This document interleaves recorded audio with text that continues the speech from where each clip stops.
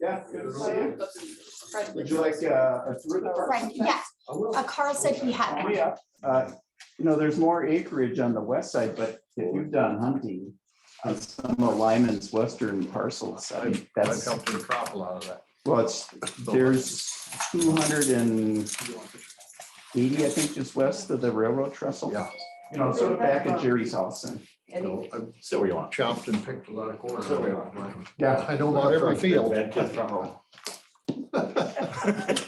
where I'm sitting, back in the front row. No, you certainly want. Well, it's. Hi, Carl. Oh, excellent, thank you. Paperwork. How you doing? This way. The kids come down or did you go? From Merrimack? So they got to do the cooking and you could sit for a while. Headed at church. After church, up there, they had breakfast. My son-in-law made breakfast for the whole congregation. Oh, okay, sort of communal. Yeah, 2 men. Yeah, and the pizza, you're on the other end of the table, but Seen that before.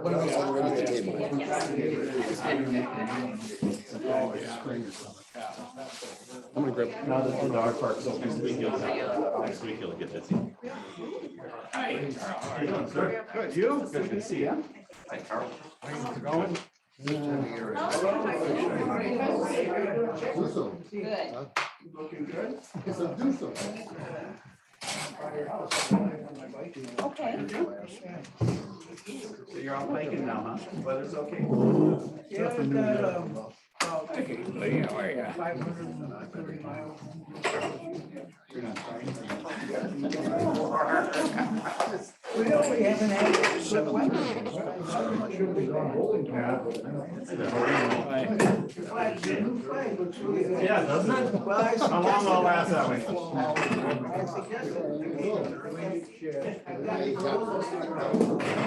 And she hands me another one.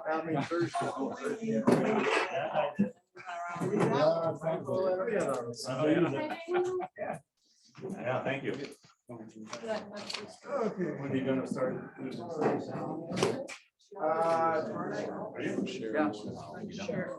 Well, we've got a close meeting. We've got a lot of financial stuff. This year, we're gonna have a lot of money coming in and we got a lot of money going out. So we gotta figure out. Keeping those up to date. Mhm. Yeah, I sent out an email. I think you're on the list. Hello, how are you? But, I'm okay. You came We'll separate, be huh? updating. you Yes. on some of the projects. I did. Things are going good. Sitting next to. Okay, and then I see- We got the dog park grand opening, will be the 19th of May. 4 to 7. Hello, Mr. Kyle. What up, G? I mean, I can go out there at 4 to 5. I've been fountain pen user myself. That was before daylight. Not left-handed ones. No. They do make left-handed ones, I'm pretty sure. Yeah. Like specialty ones. I need a special kind of, I usually use. Oh, okay. Wait a minute. Yeah. Are you a stranger? Of course. Yeah. Right there. Oh, yeah. Okay. Mhm. Oh, yeah. Right. Well, you get these pines that are, they're within 6 to 7 years. These red pines. And then they're not native. Save a spot for you. Is that what? We're trying to protect these. Right, understand. We've been cutting that up and we get piles from here to this corner. They go into the, we replenish it. So the word has gotten around it. Good. It's not, oh. Box elder is still part of that. Yeah, well, Jerry does good. What's new in you? Some funny stories about. Still busting?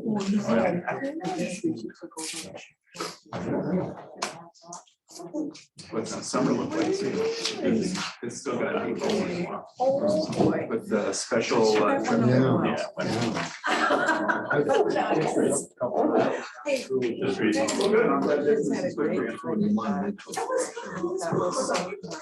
Hey, Ro, how you doing? Hey, good to see you. They were taking it back up there to get. So if you haven't signed in yet, please sign in over there on the table. We did bring some snacks or some cheese and sausage and crackers and drinks, so help yourself back there. Sorry. We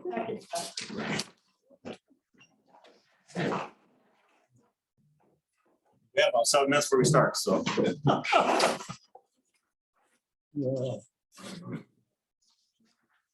This is what Mason signed over, Okay. but that wasn't what happened, but that's just because he sent it so late. Right.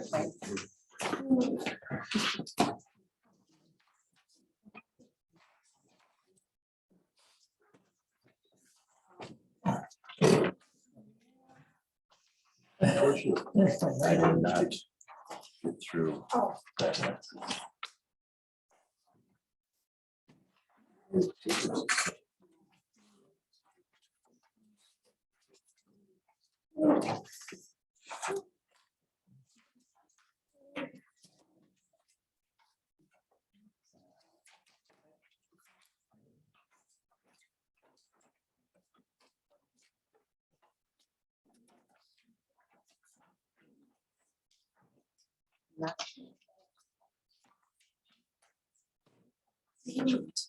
don't remember. This is, that's right.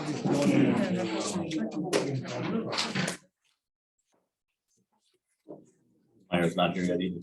Oh, yeah, and you wanted to be ready.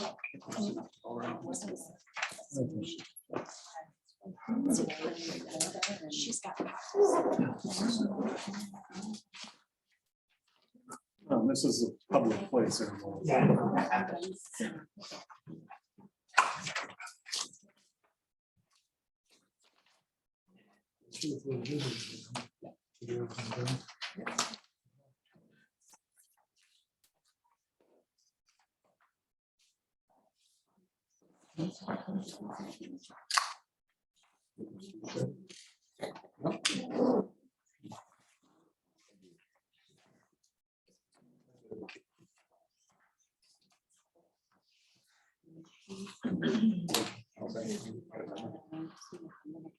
You want me to take your pictures?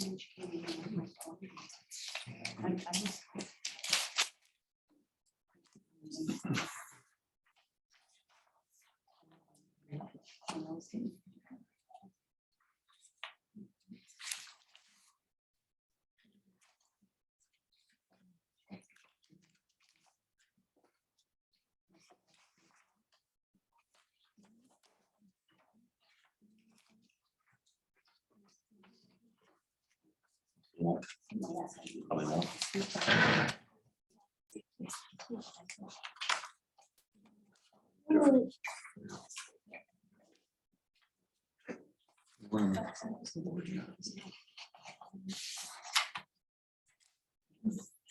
A really big TV screen.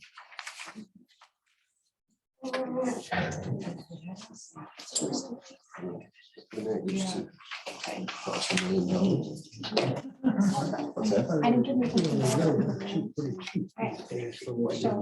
And they said that the person, well, the guy retired or quit. Asked you to include the budget. Into your budget, fall budget minutes.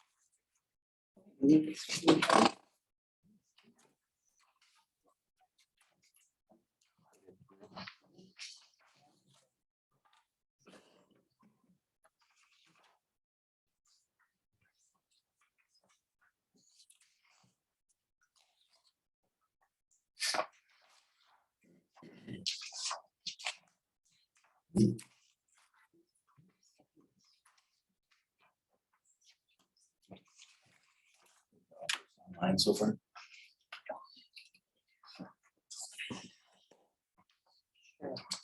What did you do?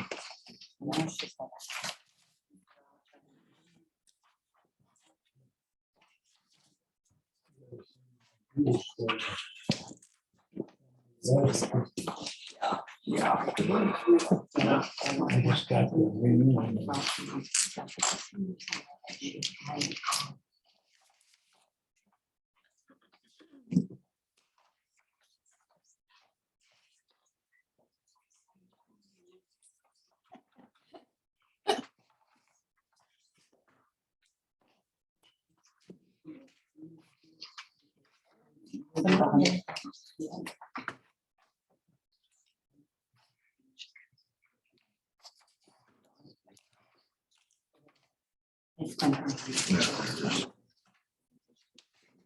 Thank you very much.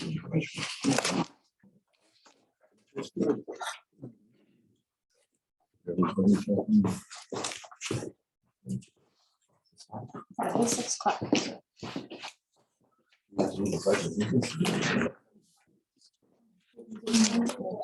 I hope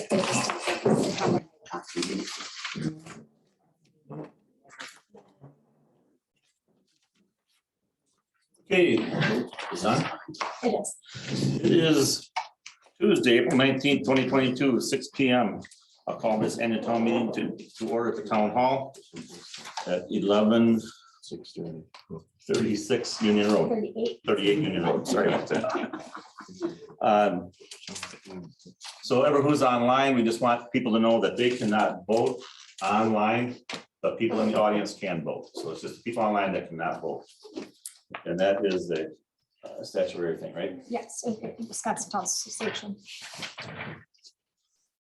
So first on the agenda is number 2 is approval of minutes for the 2021 meeting. This will be last fall.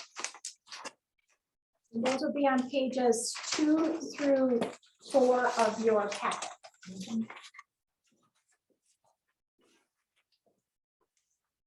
So if you've seen them or if anybody got any questions, I'll call for a motion to approve them minutes. I'll make a motion to approve the minutes from the annual meeting of 2021. Got a motion for Fred Clark to approve. Is there a second? A second. And that was Arlen Christensen seconded. Any further discussion? Hearing none, all in favor, signify by saying aye. Aye. Pose same sign, motion carries. And then we have to set the date for the 2023 annual meeting. And that date is April 18th, 2023 at 6 P.M. Do you have a motion for that? Yes, please. So I need to call for a motion to set that meeting of April 18th, 2023 at 6 P.M. for the next annual meeting. State your name and Mark O'Brien. Mark Ryan makes a motion to approve. Is there a second? Arlen Kai seconds it. Is there any further discussion? Hear none, all in favor, signify by saying aye. Aye. Opposed, same sign, motion carries. Okay, item 4 is regulatory EMS. Here he is walking in the door right now, so we'll let him talk. You're up. Oregon Fire and EMS. Am I running late, sir? I think you're right on cue. Just a couple minutes after, we start on time. I tried to start on time. I know you do. Sorry about being late. You're not late, go ahead. Well, thank you, Town of Oregon, for having the fire department here tonight. I think most of you know who I am. I've been here at a couple of the other annual meetings. I'm Glenn Linsberg, current fire chief here in Oregon. I've been here for probably half a dozen years already, believe it or not. Time has really flew by and all that other kind of stuff. It looks like Jennifer had made copies for everyone, so we can kind of go through the annual report, just very high level and that kind of stuff. I'm gonna try to do this fast because I'm trying to get to the town of Rutland by 6:30. We'll see how we do. And if I run out of wind, I got Mike back there to take care of me and pick me up off the floor. So anyhow, we put this together, the annual report for the commission back in probably February, Wayne, as I would think is when I reported it to the group. Basically, some of the highlights you can kind of see there, and I'm going to skim through some of the things. We look at basically the numbers of the EMS responses, and we look at our fire responses, and we look at the growth of the district. Of course, we've got a lot of growth in the village of Oregon, as we are all well aware. We see what's going on and all that kind of stuff, and that kind of drives probably the most of the operation of the Oregon Fire District as far as our call volume and all that other kind of stuff. And then our percentages are, of course, are all set up off of that. The Village of Oregon taking about 67%, 68% currently of the evaluation dollars and tax stuff, and that village takes care of that, and the rest are made up of the town of Oregon and the different groups, that kind of thing. We kind of turn to this third page. One of the things here, basically with our membership that we have there, we got the internship in Oregon, where we have young men and women come in, basically sign on for a 3-year internship, and after 3 years, they're firefighter medics. That program this last year, basically, we set 8 different folks in different departments throughout the state of Wisconsin and Southern Illinois, those kind of things. One of the things they're here for, we're kind of like the level B team per se, where they come in, we get the fire and EMS, and after that, they get a full-time job someplace. We don't have enough full-time jobs or the budget to support that. They get a full-time job someplace. So usually in a window of usually 24 to 36 months, these men and women are with us. Then they move on to someplace else. So this last year we had 8 of them. And again, it's kind of a bittersweet for me. I get a lot of wedding cards and future wedding cards, and hey, we had a baby here and there and all this other kind of stuff in my tenure doing this. It's a nice thing to see them succeed and to move on into careers and moving to other places, but it's also a sad date at that point because we got new people coming in, and then Mike and the crew and the rest of everybody else has to bring these people up to speed, and we got to try to make them roadworthy and be able to do EMS and fire and all that other kind of stuff and all these other skills that go with that. So it's never ending. Moving to that next page, the things that really probably the town of Oregon and all of us really look at is the dollars and cents of our operation. I see Kate's got that up here in the front, basically with the budget and how we kind of been where our overall costs have been over for the last 6 years or so, since 2016. You can kind of see where we're at, kind of hanging in there and all that kind of thing. The biggest thing, like I told the village at their one of their meetings this spring, we know that what's the forecast for the Oregon Fire Department? What do you see that you need? We need men and women, and we need dollars to support the men and women. Those are basically the big things. The trucks and the equipment, that's probably the easy stuff to get for folks, but it's having people in the station, having state of readiness and all this other kind of stuff that goes along with that. Those are the things that we need, men and women, and dollars to support those men and women, probably the big things. Moving on, that next page behind that, basically, we put some color to it. The blue is, of course, the EMS responses. The red is the fire responses. You can kind of see that's broken out a couple different ways. You can kind of look at it accordingly. But there again, we've been hanging in that 1,500 to 1,800 calls just about annually here in Oregon. Our average is about 4.5, 4.3 calls a day, and it grows. There are some times that we are totally out of ambulances. It seems like the kind of how it runs. We get 1 call and then we get hit with a second call within 45 minutes of that call, and we're out of folks, which when I say we're out of folks, that means we're out of fire and EMS folks for at least an hour to transport the medicine for them to come back.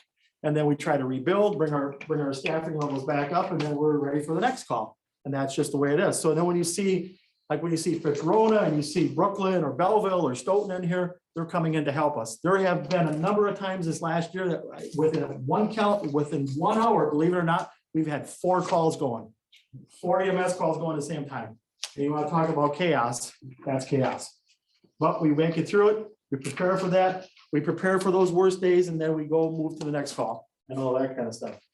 So moving on, besides that, just to build out and continue to build out of the EMS division. We've been working at, probably since the boards hired me back in 2016, we've been working at bringing our EMS level up to the paramedic level. We should be at paramedic level this fall in October. Again, it just brings some more cardiac drugs, some different things that we bring to the field to be able to protect you, the residents of Oregon, and help the community.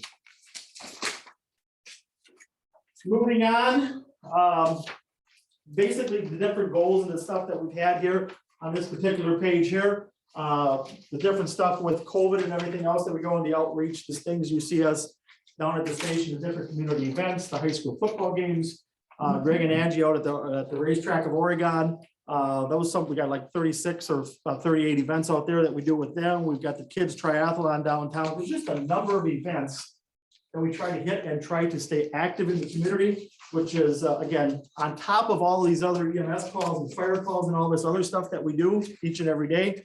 Those are all the compromising things that we have to balance and make sure that we take care of them some shape or fashion somehow. Moving on to that next page, basically the training division. David Danks, he works at Airport Fire. He works here in Oregon for me part-time. He's been with me for just about a lifetime. I snagged him out of La Follette when I was over at Blooming Grove in Monona years ago. And he's kind of followed me and been doing a lot of stuff for me there.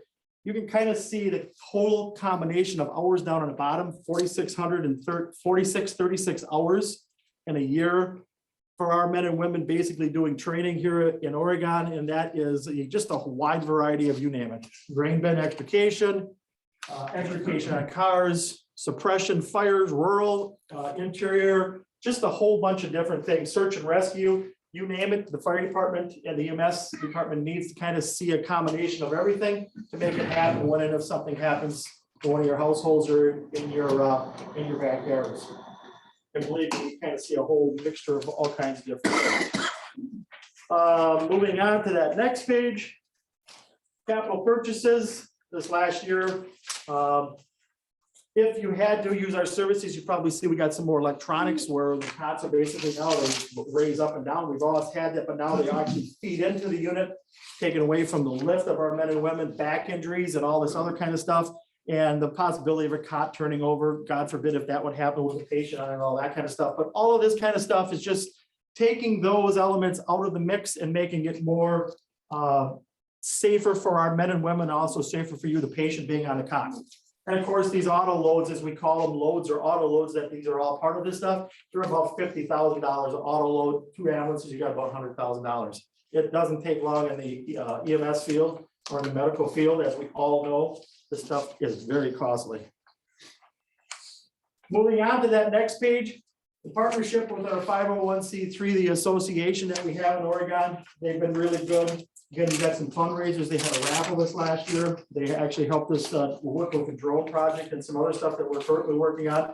But we've got some Stop the Bleed kits that are available for your community events and other things that we would be more than happy to. Mike and the crews, any of our on-duty personnel would like to come out, show you how to stop the bleed on the stump, pack it, put gauze around it, do different things. You never know if it's a chainsaw accident on a farm, to an elevator, whatever it may be. We can help out at any community event and just show people some of the stuff at a party, at a get together, whatever it may be. We'd be more than happy to come out for a very short bit and make those things available for those folks to see.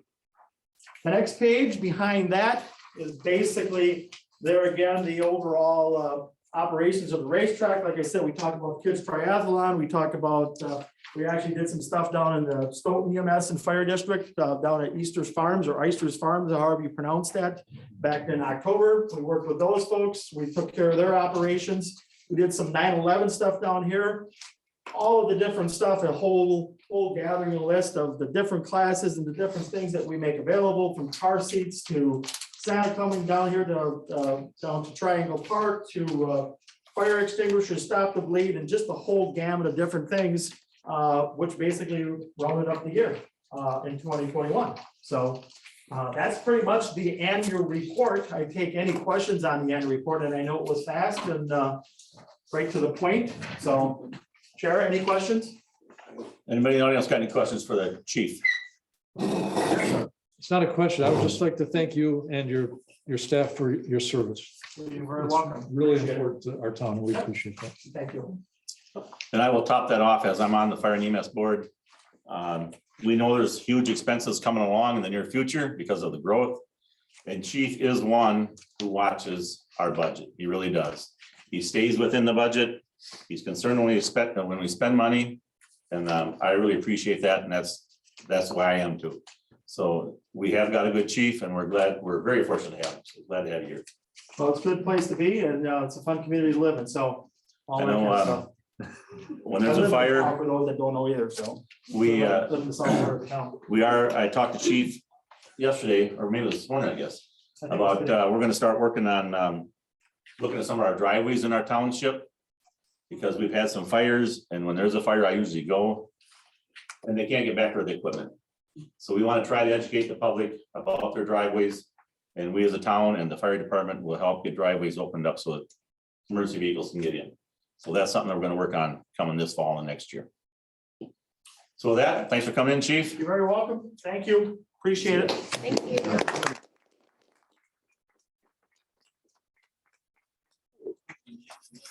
I'm gonna move down to item 9, because I think Rachel has other places to go yet tonight. Yeah, I'm following the chief to Rutland. Okay. So We should have rolled together, I guess, right?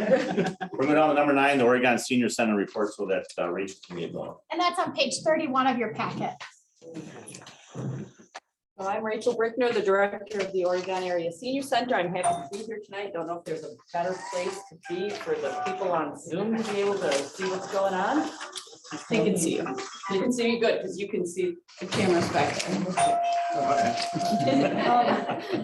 So the senior center is pleased to be able to be here tonight to thank the town of Oregon for the support that it has shown the senior center over the years and support that it offers to its residents. I was doing a little look at some census data, and I discovered that the town of Oregon has 31%, a little over 31% of its population is age 60 or over, which translates to 49% of the households in the township have a senior in the household. So there are a lot of seniors in the town of Oregon, and we're trying our best to provide services to them. So you've got a 1-page annual review kind of there in your packet.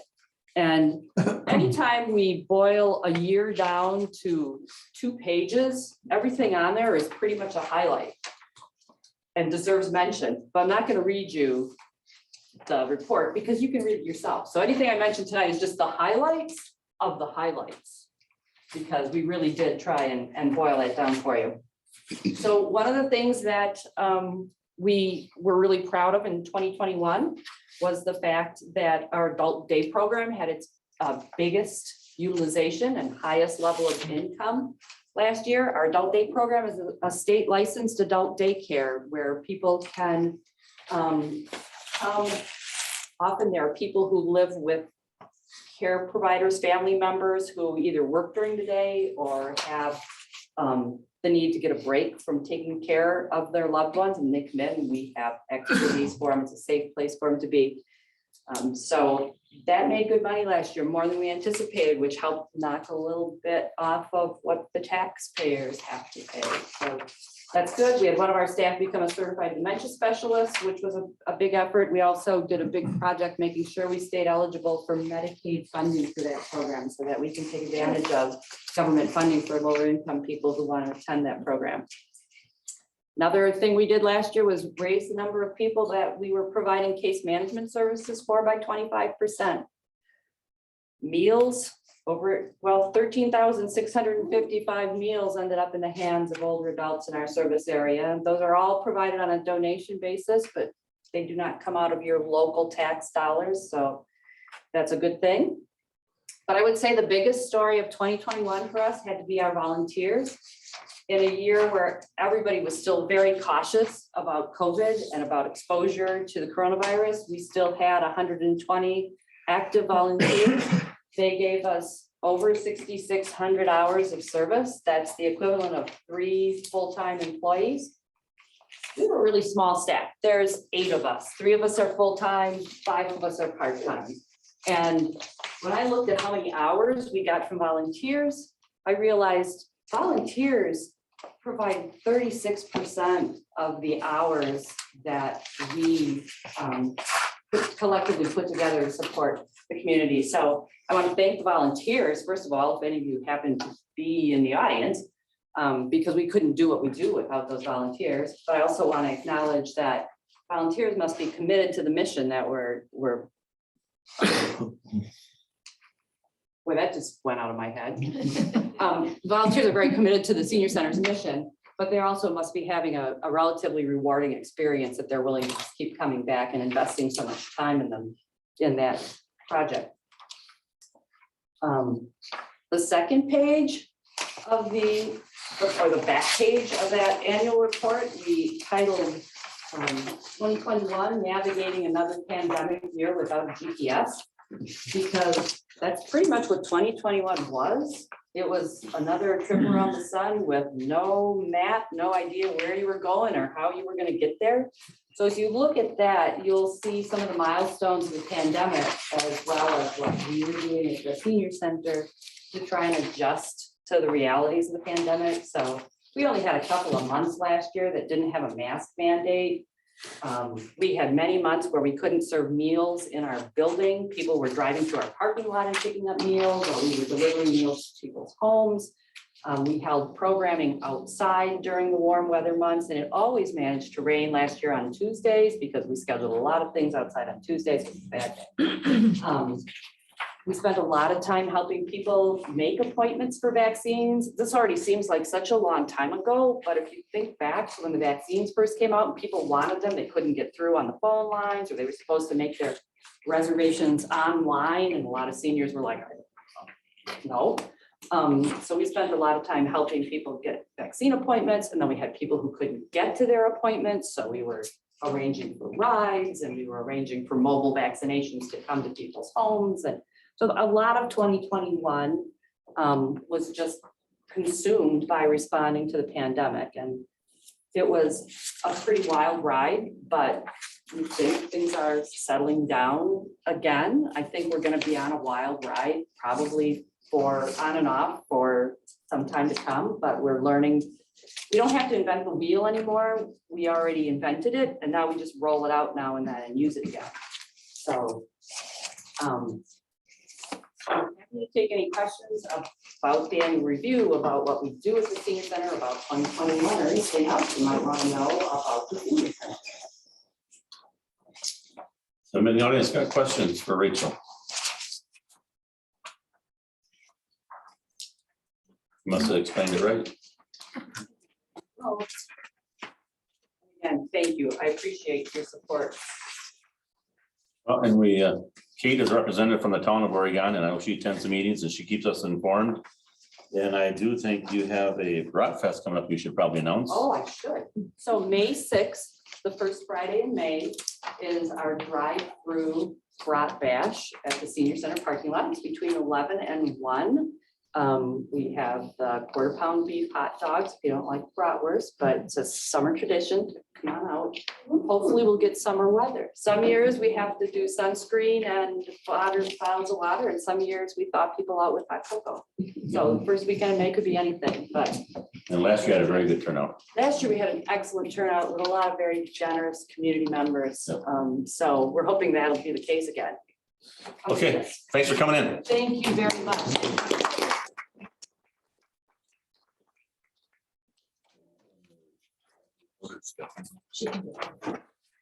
Okay, item 5 is financial report by treasurer, deputy clerk, Stephanie. Thank you. I am not going to read all of these numbers to you. Yeah. But I will say that the ones that are highlighted in the peach pink color are the park accounts. There really isn't any notable differences between the balances except for our general tax account, which is pretty normal. That just is based on when we collect the taxes. So as you can see, we must have collected much more, you know, this is a whole year. This is, we collect in January as well. So it will be much less in 2021 because we didn't get the January of 2022 in there for tax collection, where we have a whole year in that 2020 of tax collection. And the bottom graph is just the ending balance comparison of each. I have one notable thing that's actually a future topic. It's just, it was supposed to be a 2021 topic and it just didn't happen. And that is that we are trying to implement online payment of taxes, which can be done either by card or check, like electronic check. Obviously, the electronic check is definitely a better deal. I think it was between $3 to $6 for an electronic check, whereas with cards, you have to pay a percentage of the amount you pay. So But the that, customer pays that, correct? That doesn't, Yes, that isn't a that- town fee. That is yes, that is the customer's fee. yes, there are no fees to the town to do it. It is all put back onto, the service fees are the customer's responsibilities, but we did have several dozen questions about online and card usage this year, so I think it can't come at a better time. Does anybody have any questions? Do we have any questions?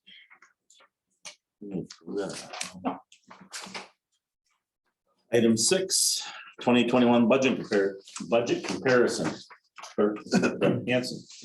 So the budget is on pages 18 through 23. The first column would be the 2021 year budget. The middle column is what was actually spent. And then the last column would be the budget for this year. You can look that over and you can ask me any questions. Again, I'm not going to read all of the numbers, but on page 24, I'm going to just talk about some highlights. There's a state in the revenues, there's a state aid video service. What that's for is the state lowered the amount of franchise fee paid to us by the cable company. And when they did that, they allowed us to apply to get reimbursed for that amount, and that's where that amount comes in. The town received an ARPA grant.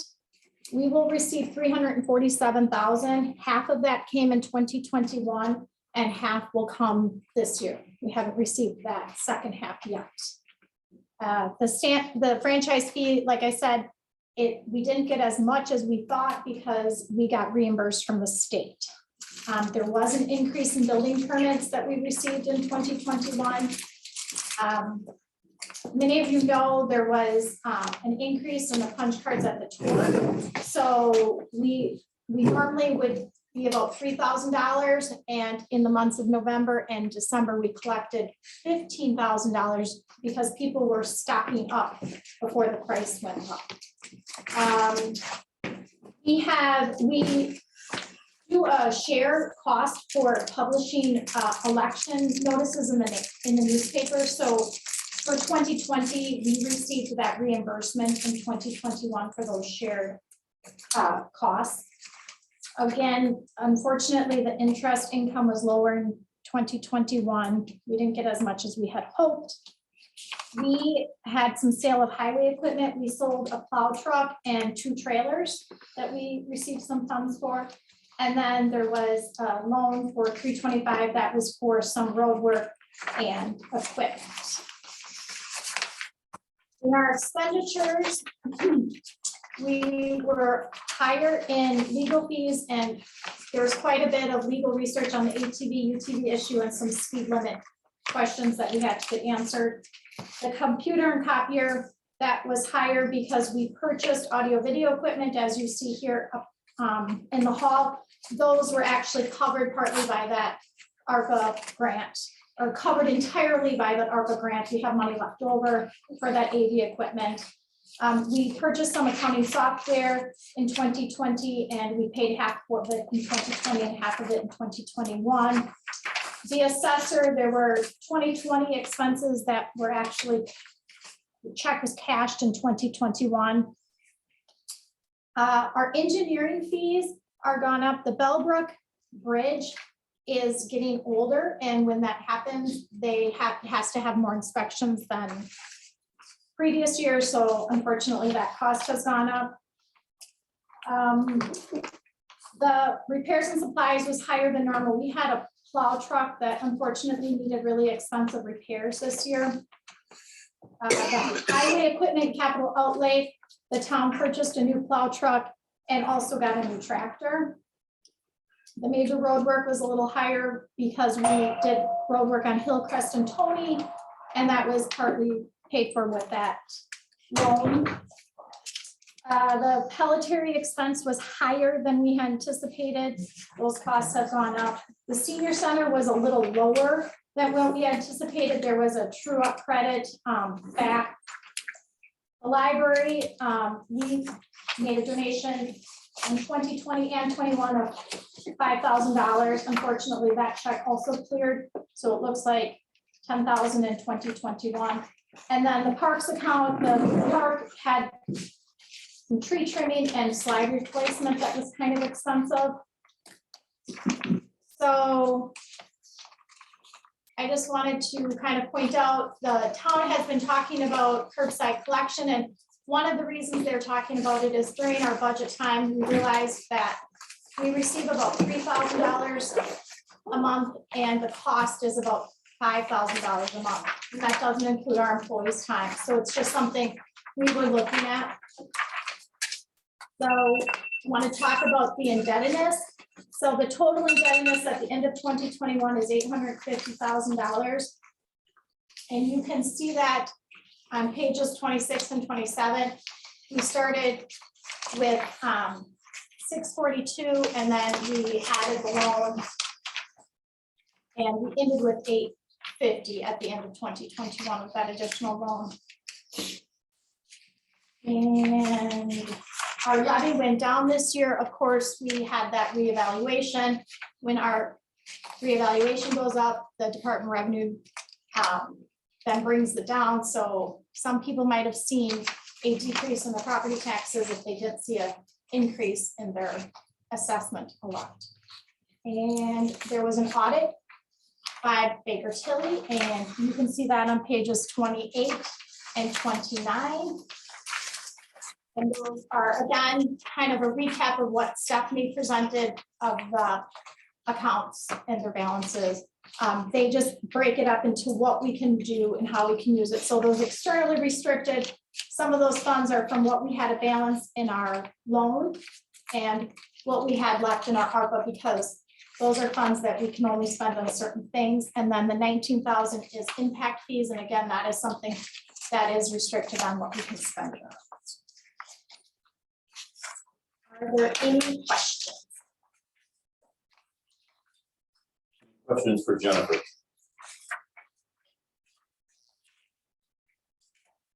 No questions? We'll move on. Thank you. Item 7, oath of office for town officials. Carl Walzer and Arlen Kai for the town board of supervisors. If you please stand. Jennifer, where are you going? You want to raise your right hand, and you can say, I have been elected to the office of town board supervisor in and for the town of Oregon in the Dane County, but have not yet entered upon the duties thereof. Swear that I will support the Constitution of the United States and the Constitution of the state of Wisconsin, and will faithfully discharge the duties of said office to the best of my abilities, so help me God. I'm gonna just have, can both of you come up and sign, please?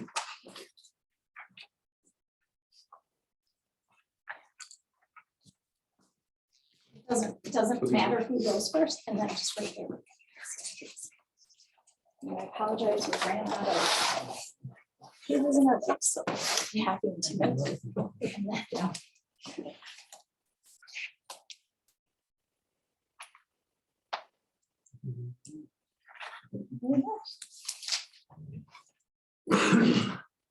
No, I gotta put this in here. Thank you guys very much. Thank you. Welcome, you guys. Thank you.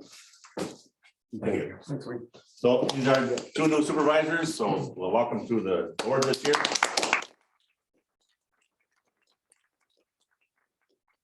With that, we have a supervisor that is going out, which is Arlen Christensen. We're gonna miss Arlen on the board, and he's on the plan commission. He brought a lot of good knowledge, a lot of good points he brought forward. And Arlen was on the building committee. He was the one who got this place looking nice again. We put siding on the outside of the buildings, and Arlen was in charge of all that. So Arlen deserves a hand for that.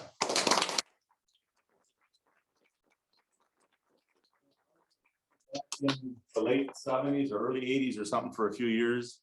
Then he went off and he came back on. But we have a little recognition for him tonight. Please come forward, Arlen. If you got any comments you want to say. Now the speaker. What's that? I don't want to take it off because I don't want to drop it, so you can take it on in case. Yeah. Well, thanks for your service. We really appreciate it. Need something to holler. All right, thank you.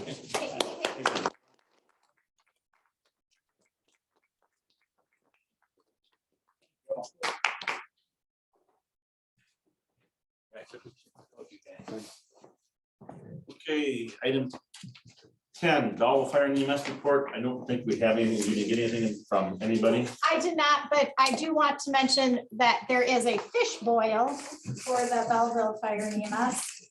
And if anyone knows the date of that, otherwise. Okay, I don't.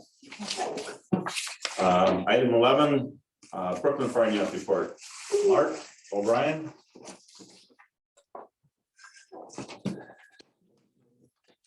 I'd like to thank everybody for their support. Things are going very well in Brooklyn. We have hired a full-time fire chief, which has cut our overtime out of service way down. And we have morale that is about 200% better. There is a person there all the time, 8 hours a day. And weekends, he takes split shifts and covers if somebody else can't. And I guess a good example, I was in Brooklyn today and I was going home past the community building and my pager went off for a call. And by the time I got to the fire station, I met the ambulance. And the call was for Janesville Street in Oregon. So as Glenn was here and said that they're busy a lot, well, they are. And there has been talk of different municipalities and areas that we have to merge or we have to have this or that. Well, I guess that was a good example of it, but in your report, the fire chief wrote, I'm not going to go through the whole thing, but 24.56 of our calls are to the Village of Oregon for assisting them. So the another 24.56% was to the Village of Brooklyn. So yes, we do go to Oregon a lot and we water train. Elton Erickson passed away a few years ago and he left some money to the fire department. And he said, there's one thing that we don't have and that's water rescue equipment. And we have 2 ponds on our farm, ponds in the Village of Brooklyn and Oregon, the gravel pits around all have ponds in them. And we had water training equipment. So we spent $26,000 and so did Oregon and we bought inflatable boats, water wetsuits and trained with it. And the day or two after the second training, they had a exercise that was a paraglider went down in our pond out there. And it was cold. And they all went in wetsuits and got them out and everybody was safe. So we do train with Oregon.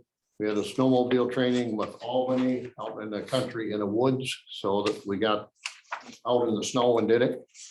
We trained with Albany and many training sessions. With the new fire chief, there is 4 new EMTs coming on. 1 is a registered nurse, 2 are paramedics. We've got 5 new firemen coming on. 1 was a police officer in the city of Milwaukee, and he was on there a year and a half and decided he'd take a job in Stoughton instead of Milwaukee. So he moved back to Brooklyn and he's back on fire and EMS. I have to say everything is running smoothly.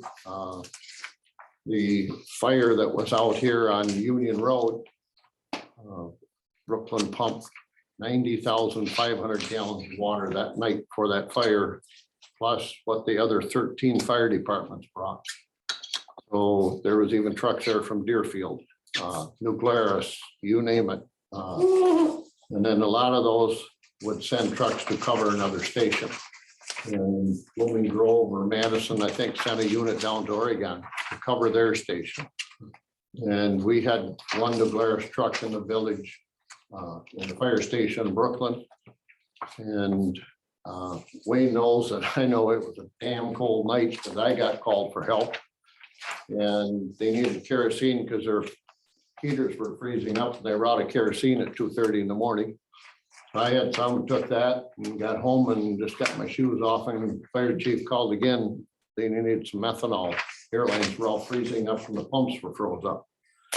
So I had some methanol and took that over, and Wayne and I helped get the other trucks going. But the Stoughton truck froze up, Oregon truck froze up, and Brooklyn's new pumper froze up. And we lost a pump in that. So that is rebuilt now by Pearson back in the station. But the main problem, as Wayne said a little while ago, is we had 1,600 feet of 4-inch hose drug out. You go by Union Road, you can't even see the house because it's way back in the woods. But we had to pump the water from the road 1,600 feet back there. So it takes 4,000 gallons of water to fill a 4-inch hose 1,600 feet long. So 2 of the trucks were empty. So the whole problem with these fires is we cannot get fire trucks to it.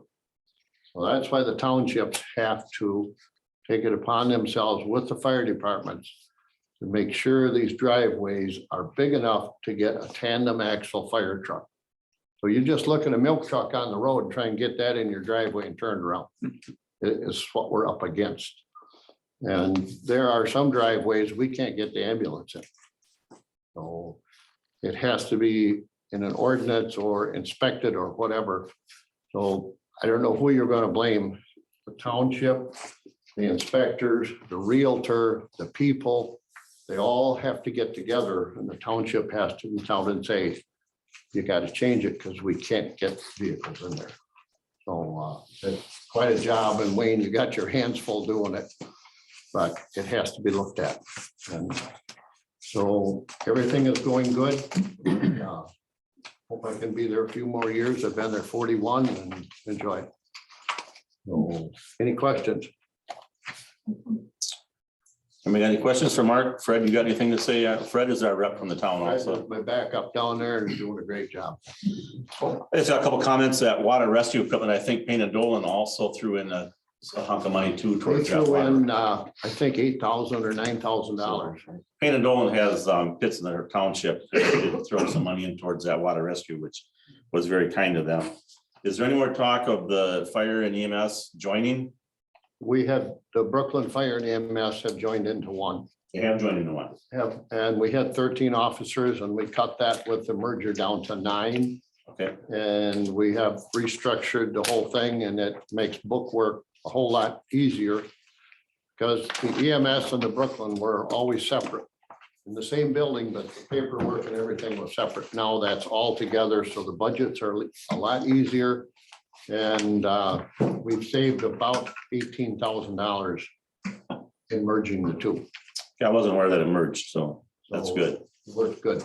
And that fire that Mark was talking about, just the village of Oregon or the Oregon Fire and EMS had $17,000 in damage that night from pumps breaking and stuff like that. It was like 12 below or 14 below. That was the coldest night of the whole winter. We had that big fire down there, so. But thanks, Mark. There was 13 different fire departments at that fire. Long night, long day. Yeah. Thanks for coming in, Mark. Thank you.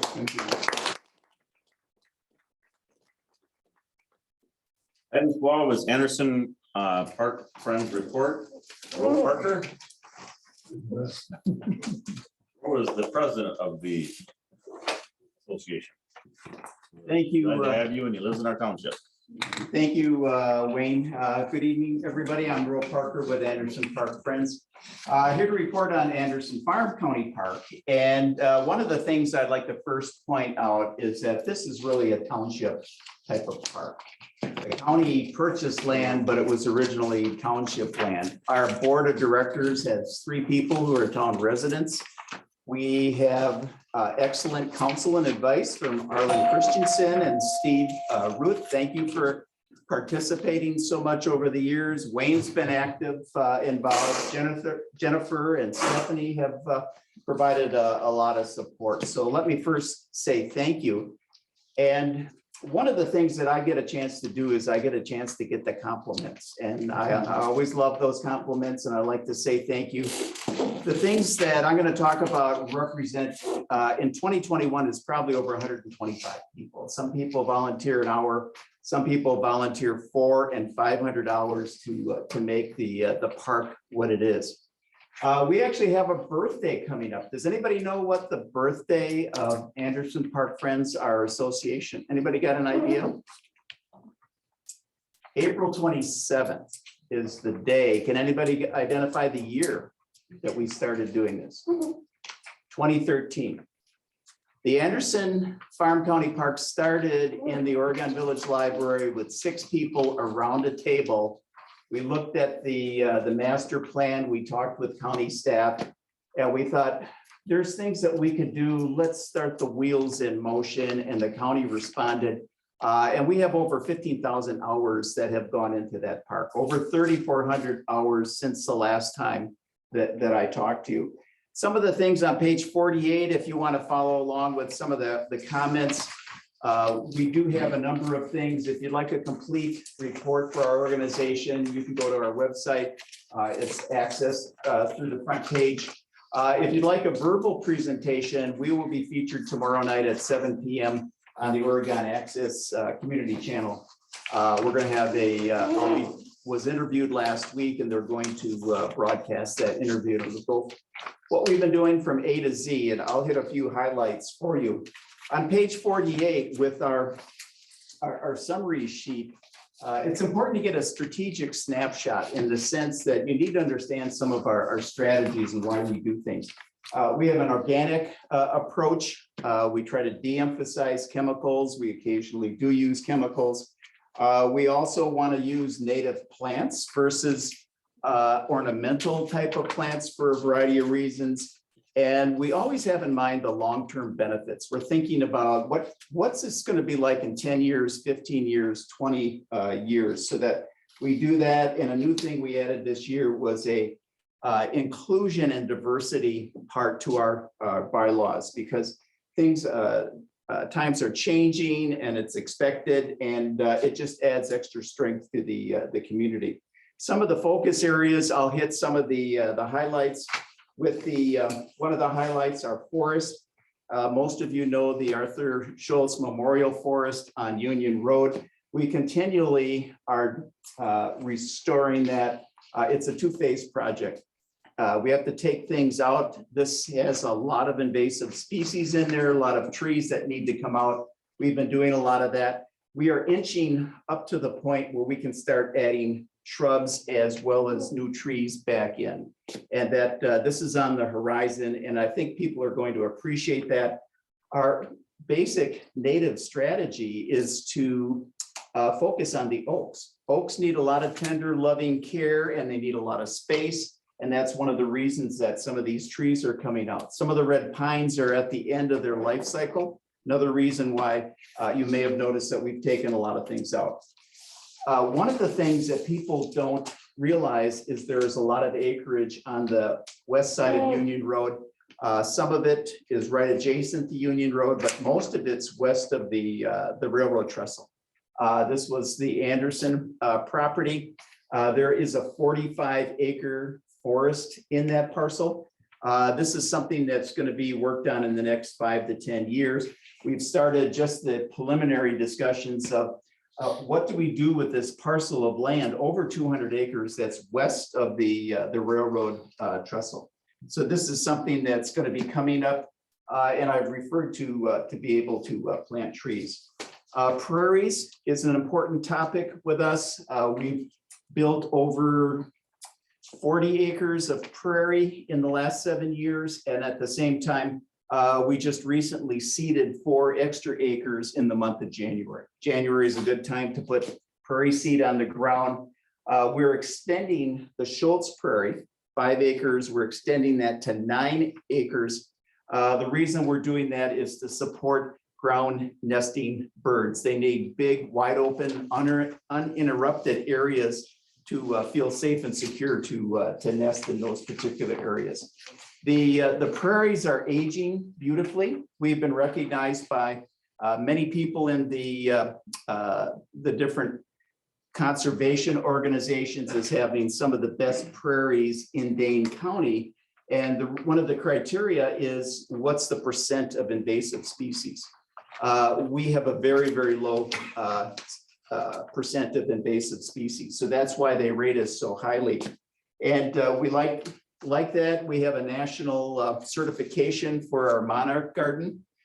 We also have a variety of different native plant projects that we're doing.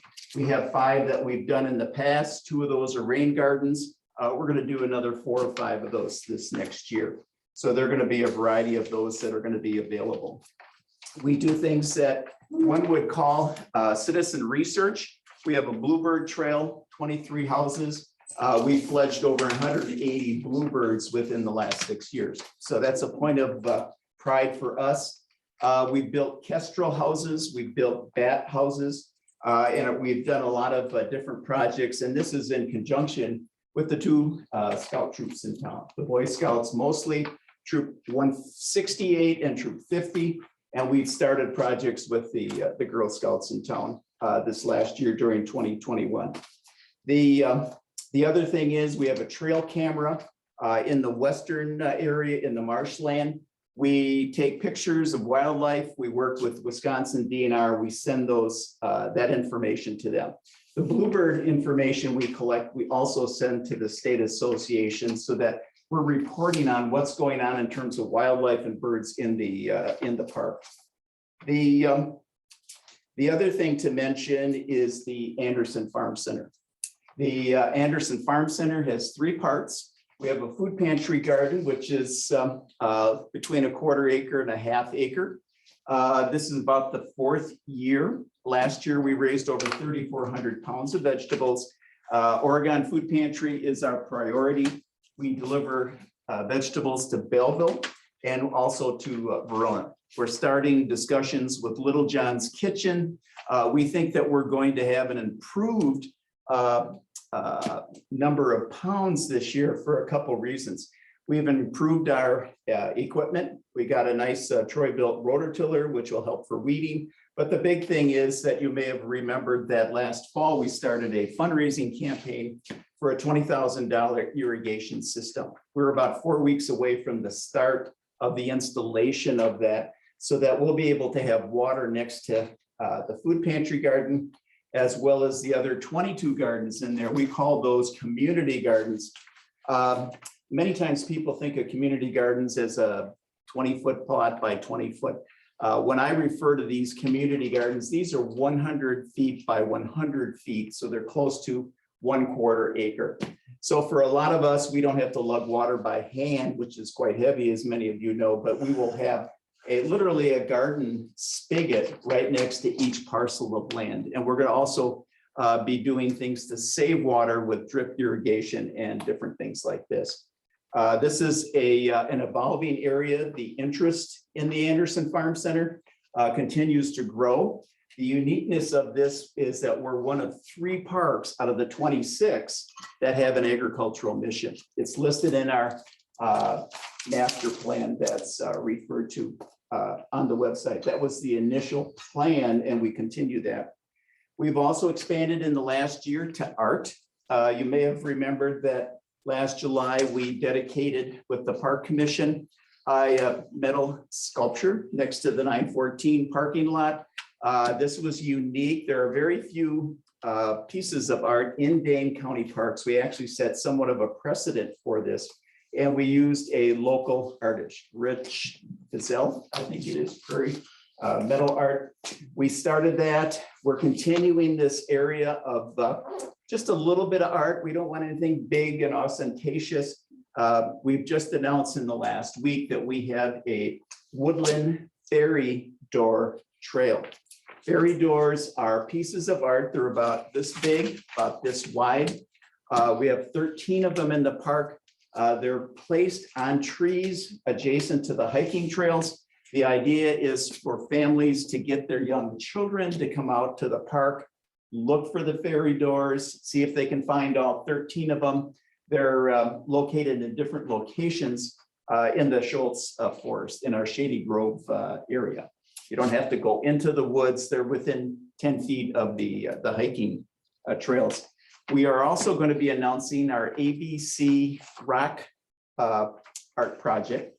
So 26 rocks, one for each letter of the alphabet, A, B, C, D, E. So if you're to look for the E rock, guess what's on the E rock? An eagle. So we're working with 8 or 9 different artists to paint each rock.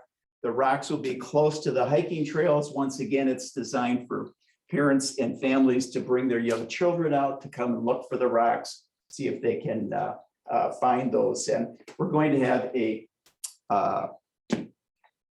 event on May 6th at 4 p.m. to introduce the concept and invite the community to come out. Some of the classrooms are going to, grade schools are going to come out, perhaps from Brooklyn as well as from Oregon. With the dog park is the next thing. Jennifer, were you able to set up that video? Let's take a look and see if we can.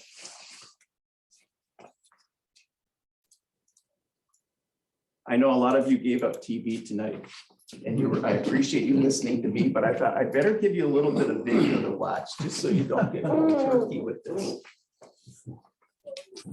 This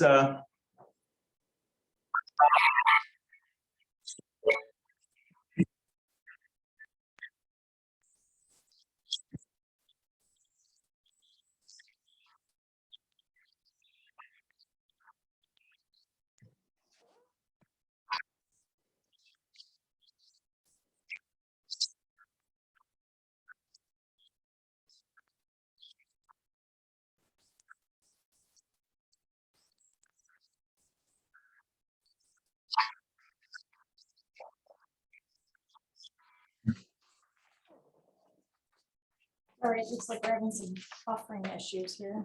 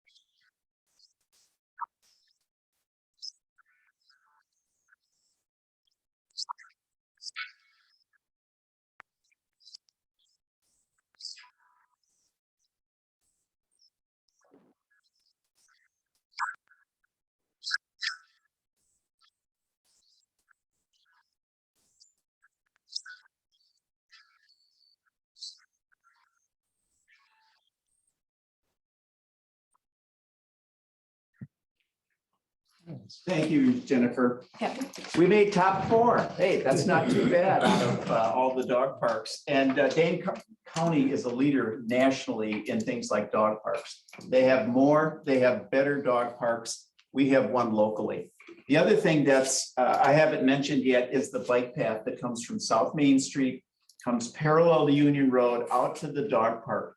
One of the things that people don't realize what we've done is that we've been an advocate for bicycles. That's very popular. And we were an advocate each and every year for the last 6 years that the county needed to repave county Highway A and put bike lanes on this.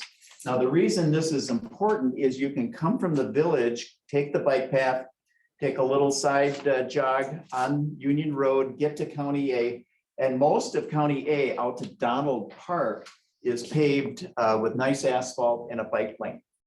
This is an important thing too, and we have a small one in the park, but it's a link, and it's one of the unique links in southern Dane County. Lastly, to mention some of the events we're having our rock scavenger hunt May 6th. This will be at the 914 Union Road parking lot. Our dog park grand opening will be May 19th, 4 p.m. At 5 p.m., Joe Parisi will be out for a blue ribbon cutting ceremony. We're also sponsoring this with Carbon 4 Brewery. They'll have beverages, and I think we'll have a little food and other organizations out to help us celebrate. So you're all invited to come out for that event.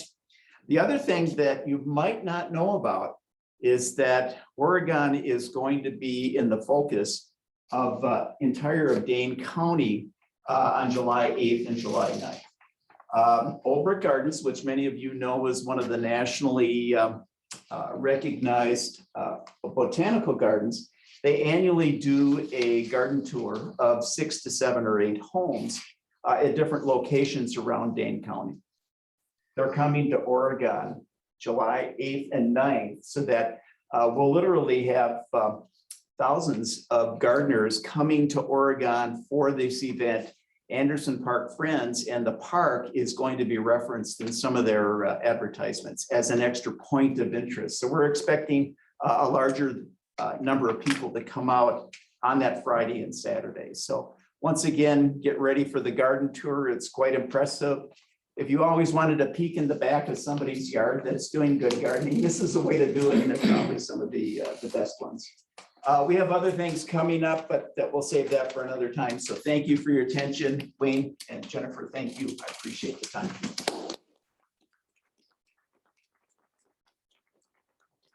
Any questions for Ro? The thing I would do is, I know he put out pamphlets. If you're not a member, I'd encourage you to become a member. It's a good organization and it's a good cause. I don't know, it's not an agenda here, but we're on parks. Steve, did you have anything to say about the town parks? Our township? We're in good shape. We're doing well with maintenance and moving into the future. The thing I would say is, we have had some damage and stuff on the parks, and if you ever see anything or hear anything, please let either Steve know, myself know, or the office know. It does cost us a lot of money to keep these parks up, and we get a lot of damage. So if you ever hear anything or see anything, please report it. And Steve, thanks for all that you do with the parks. Welcome. 13, possible motion to abolish the office of constable effective at the end of the term to contract additional police hours with Dane County Sheriff's Department. And I'll just summarize a little bit. We've had a constable forever in the town of Oregon. And he doesn't carry a gun. We really don't have tickets for him to issue. But we're getting to the point where I think it's not safe for our constable. Things have changed out in this world in the last 20 years. And if we could take that constable's salary and put it towards the police service, Dane County, they can adopt our ordinances and they can enforce all our ordinances instead of trying to let our constable do it. And our constable has a full-time job. I mean, every constable we've had has always had a full-time job. So there is limited hours for when they can do it. So if you look through your packet, you can see where there's other townships that do sheriff hours. This is just the beginning. We have started the stage of talking about this. I have talked to Kurt, our current constable. He does not plan on running next year. He said he's going to be here tonight, but he's been working like 16 hours a day at his job. So something might have come up, might have got called in. So it's kind of something I think we need to look at. And is there anybody in the audience that have any questions about it that we could talk about or answer questions or? Yes, sir. Please state your name and address. Tim Janacek, 5734 County Road D, Oregon. What is the salary amount that you're talking about now that the current constable gets, and what would alternatively, what's the cost that they'd be asking for county protection? Right now, I think the council is a 35 or 4,500 a year. I think it's $625 quarterly and then mileage on top of that. It's been somewhere around between $3,500 and $4,000 a year for the constable. It used to be higher than that when we had a constable years ago that spent more hours into it and more mileage. For this year, because it's not in the budget, I'd like to start some police support soon. It's gonna be on the agenda and we're gonna start working on that right away. So if we go that route, next year, we'd probably put in the budget so many hours a month or something. But right now, it's like $100 an hour to hire the Dane County. So even if we did 4 hours a month, you know, that's $4,800, which would give the people that are the professionals to enforce our ordinances out there. And that's what I'm looking more for. Somebody has the experience to do what we got it, you know, can do. I mean, we did, a few years ago, we came up with a sign ordinances on the park alongside the road. You can no longer park in the right of way. And it was mainly for snow plowing, but we do get calls once in a while during the summer. This way we can call Dane County, they can take care of it. We don't have to have somebody in the township be the bad guy. Like most of the time it's me. Any other questions? Yes, sir. Name and address? Arlen Kai, 5685 Lincoln Road, Oregon. If there's an emergency or somebody has a problem or they're needing to be calling the police constable, is that above and beyond the contracting? I brought that question up too. I think it is. I don't have that answer yet. But I'm sure it would be. It would have to be. But I don't have that. Kate, do you have that answer? You know, I just heard from her late this afternoon and it would be above and beyond. We'd still have the regular patrol and this would be above and beyond. Anybody else? Name and address, sir? Roe Parker, 1560 Partridge Hill Drive, Oregon. Do we collect any information about the number of contacts or engagements that the constable does in a year? Be honest with you, not in the last year or two, because our constable's been working, like I say, 16 hours a day. And sometimes it's 7 days a week. Would it be So reasonable to think that Dane County would give us information like that? They had an excellent presentation for traffic situations. You know, I saw that and listened to it and I thought that was pretty good. we do have information from Dane County on their calls, traffic stops, disputes, stuff like that. We do get that from Dane County. Yes, we can report once a month. Anybody else? Yes, sir. Name and address? Carl Walzer, 6220 on Wensia Trail. So is it correct then to say that effectively we get no enforcement from the constable because he's not available? Well, I wouldn't say no. There has been some parking ordinances that he has enforced. But if he's at work, then I do it. I mean, he has done some, but the last year with the pandemic, they're so short of staff where he works at the Oak Hill. And he's just working constantly. So, you know, I'm not saying he's not doing his job, but. No, I don't mean that. I mean, just number of hours, just not available. No, there's been very little he has turned in. Yeah. He does, so there's park checks and maybe Steve can attest to that. So basically our constable will go and kind of drive through the parks to just make sure nothing's happening. So that might be something that we would have the sheriff's department do at certain times, like there's been some vandalism. We've asked them to patrol that area more often. And that's something that our constable would try to do But as often as you can. And Stephanie and I can say, how many calls do you think we've referred the constable to within the last year? In the last year? Yeah, None. And there's a limit to what he can enforce, correct? I mean, really Right. beyond parking and some loitering or anything like that. But if we get into situations, where there's a current situation where like a neighbor dispute, he really has no ability to enforce that. No, So there's a safety issue here correct, for residents. very much. I actually got called in on that dispute with the sheriff. He would do like barking dogs, Right. try to Animal resolve control. something like that, or, People dumping or where places that they aren't supposed to. I know that's been like a call before too. it, sometimes in the past, although I don't know if he's done it, is like if people have gone on vacations, they'll call and ask them. For a house check. Yeah, for house check, yeah. So a couple of the things I think he's done. Anybody got anything else that they'd like to bring forward on this? Yes, sir. Tim Yanacek, 5734 County Road D. Is this a proposal that's up for a vote tonight, Wayne? Yeah, and yes, it is. It's on the agenda. His term is not up until next April, so he'd still be on until then. We can't take that away. But we could do it now and say it's gonna end next April. And any motion would be only to abolish the constable position, not to tie the board to contracting with Dane County, correct? Correct. You would have to have some manner though to enforce your ordinance, so Mhm. have to figure that out. But I mean, tonight, that would not. Right. That's a board decision. Okay. Yes. So I guess with that, I would ask, is there anybody that, if there's no more questions, does anybody feel one way or another, want to make a motion to abolish the office of the constable as of effective next year?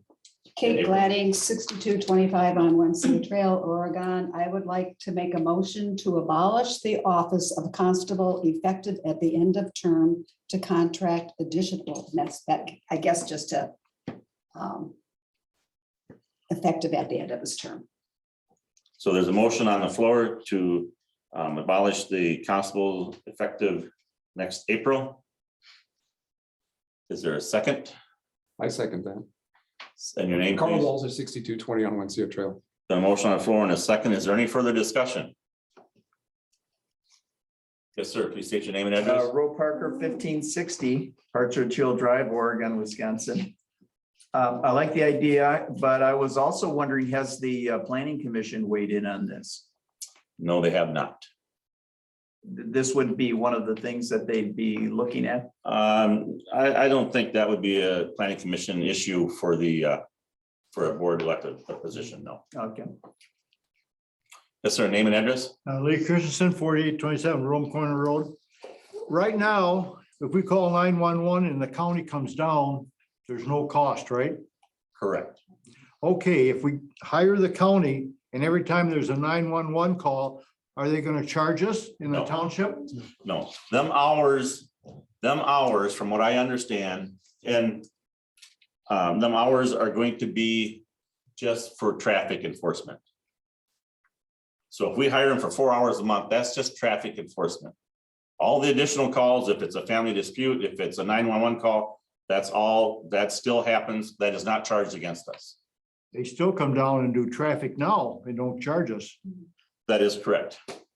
That is correct. The biggest advantage of doing this is to enforce our town ordinance. I agree with that, but I don't want to call 911 and then have them charge the township because they come in here. No, that's not gonna happen. Okay. No. Now, if you call for a fire, you could get billed for that fire. That's no matter what, we have a constable or not. Yes, sir. Yeah, Andy Bombs from 5829 Madison Circle. We used to hire the Village of Oregon to do it. Is anybody looked into that, or didn't that work out, or what? That really didn't work out. Okay, We did do it. The county has a better program for us than the village did. okay. Yes, sir. Tim Yanacek. There are a number of county roads, and they're the letter roads like CC and D and A. The county already has to patrol those, right? Because that's part of the county sheriff's jurisdiction. Mhm. So we're talking about them leaving the county roads and looking at our town roads for enforcement? If we hire them, that's what it'll be. It'll be town road, not county road. We can do what we want, but I would say probably more of the town roads. They'd be dedicated here for 4 hours, so they wouldn't really leave a town road and come here. They'd have a set aside time block of 4 hours, if that's kind of what you're getting at. I feel if we hire them, that we will get better service for other hours that we're not paying for. I really do. I have talked to Calvin Barrett, the Dane County Sheriff, and we have a good relationship. And he's really willing to work with us very much.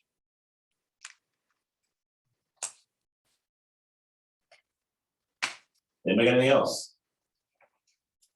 Yes, please. Sharon Christensen, 4827 Room Corners Road, Brooklyn. Constable is an elected position. The clerk used to be an elected position. The treasurer used to be an elected position. The assessor used to be an elected position. We've done away with all of those. What is there for people to get involved in town government for other than the actual town board itself? It just makes me feel like we're losing local involvement. And I understand that hiring Dane County for so many hours is necessary, maybe. But are we really getting what we need other than patrolling the roads for traffic issues? And is that $2,500 that the constable gets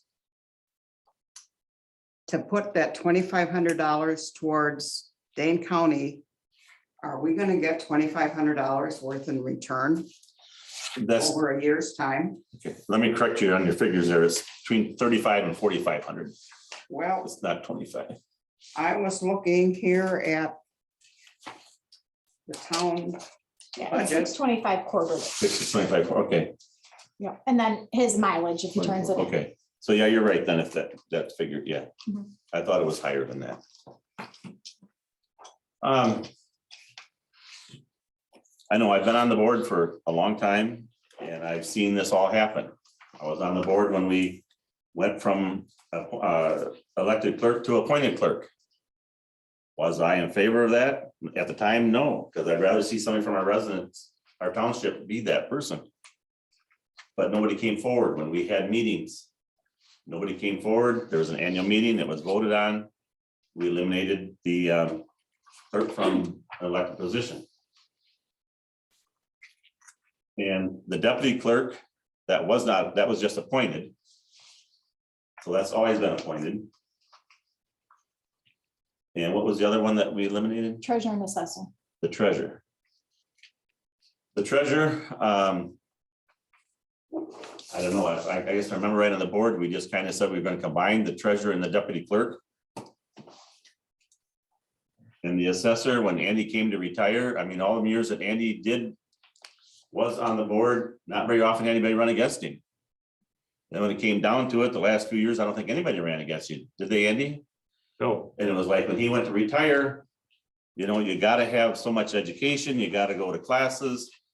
And we got the advice from our attorney, you know, that an elected assessor is just a dinosaur out there now. There's very few in the states that do it that way anymore. So we went to the professionals, we thought, and that's why we hired somebody. So I guess that's the best way I can answer your question, Sharon. I hear you. I know it's going the other way.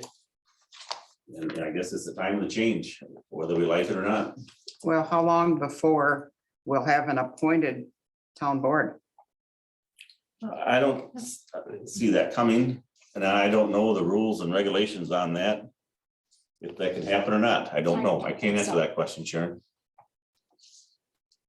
You in the back, she had her hand up first. Name and address, please. Diana Lutz Gams, 6237 Oak Hollow Drive, for community involvement, we have a lot of committees that people can be involved in.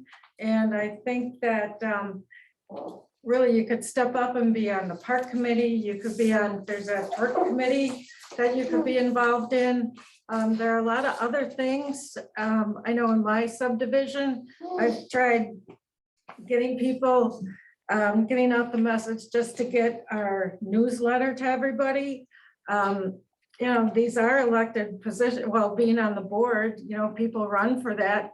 Getting people involved is hard enough as it is. So I think having committees for people to volunteer on is, you know, you can do that. We do offer that as a town. Mhm. Thank you.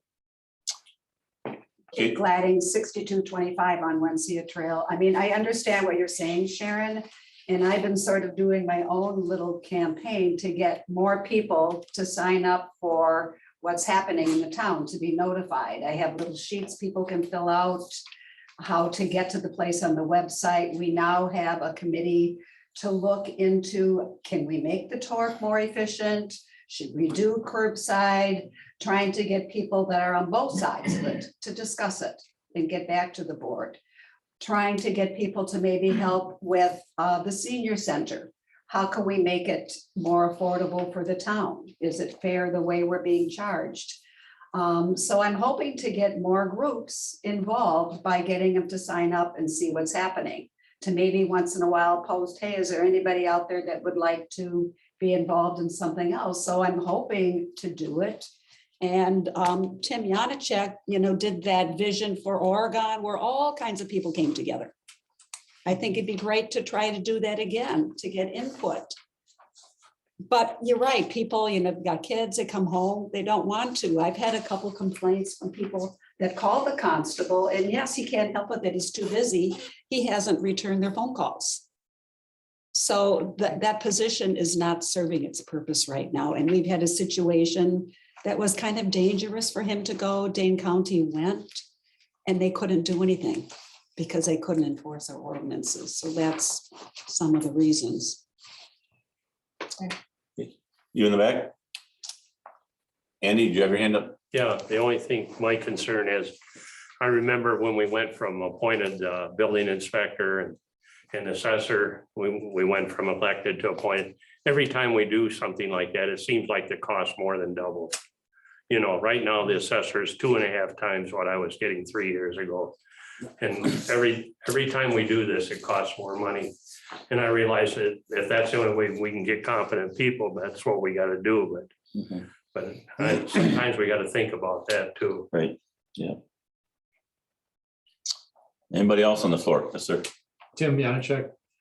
With respect to law enforcement, it's a very dangerous job. And if we don't have a well-trained professional knowing how to handle a gun and defuse situations, boy, that's on us. And I hate to put our constable in a life-threatening situation without the proper training. So putting aside all the other offices that are going professional or independent, I think law enforcement is one that we really need somebody who's trained and qualified. Anybody else? Was the motion seconded? Yeah. So any further discussion? Hearing none, I'll call for a vote. We'll have to do this as a count. Those in favor, please raise your hand. And Stephanie, would you do the count for me, please? Yeah. So those in favor of doing to eliminate the constable's position next April, please raise your hand.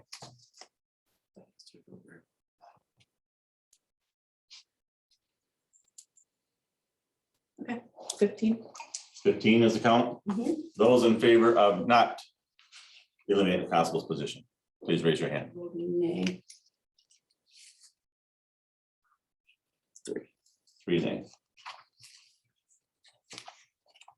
So it does pass. Everybody out there voted correct? I didn't vote.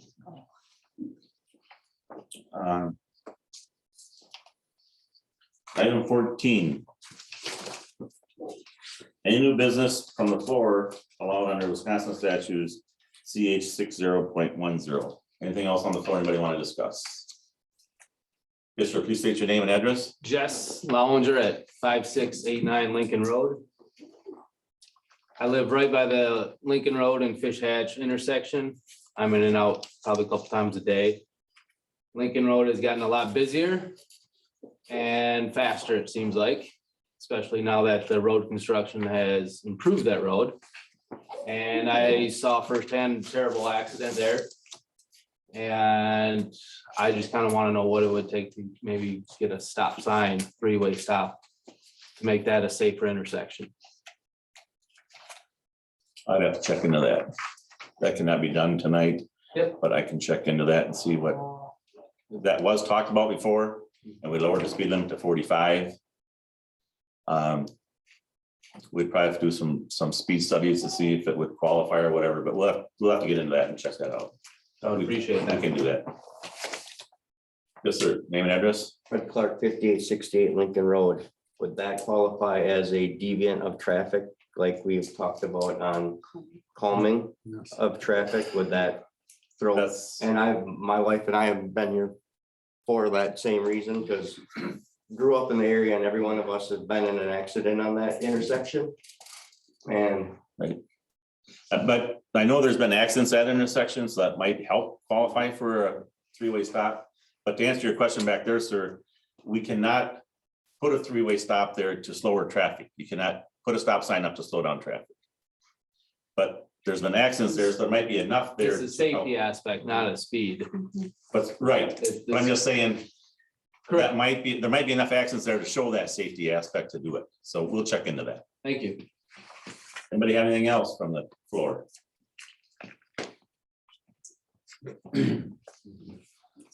Well, I appreciate everybody coming. I want to thank all my board members for the meetings that they come to, all their job duties that they go to. Everybody does a good job, and I really appreciate it. And you thank the office staff. I mean, they get everything together for us for our meetings. They deal with the residents, good and bad, bite their tongues. And the office staff does a very good job. The road patrolmen, we got two great men on the road.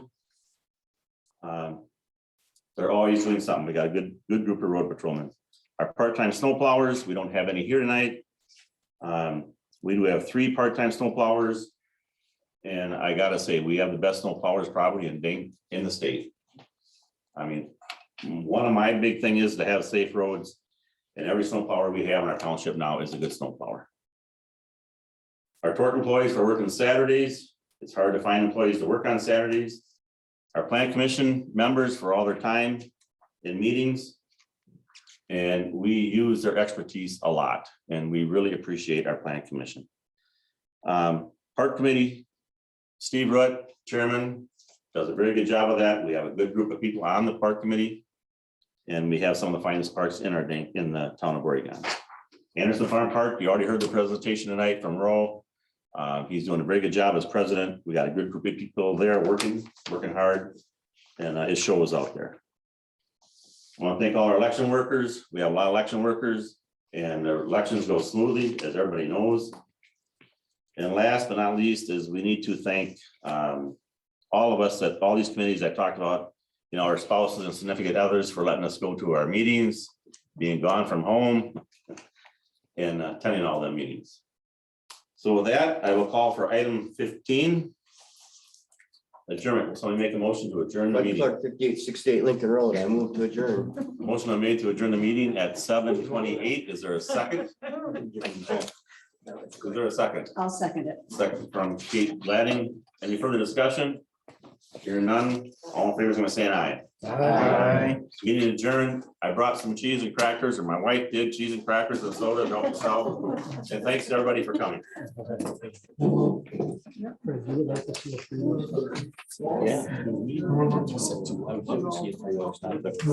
Even tonight on my way home, right?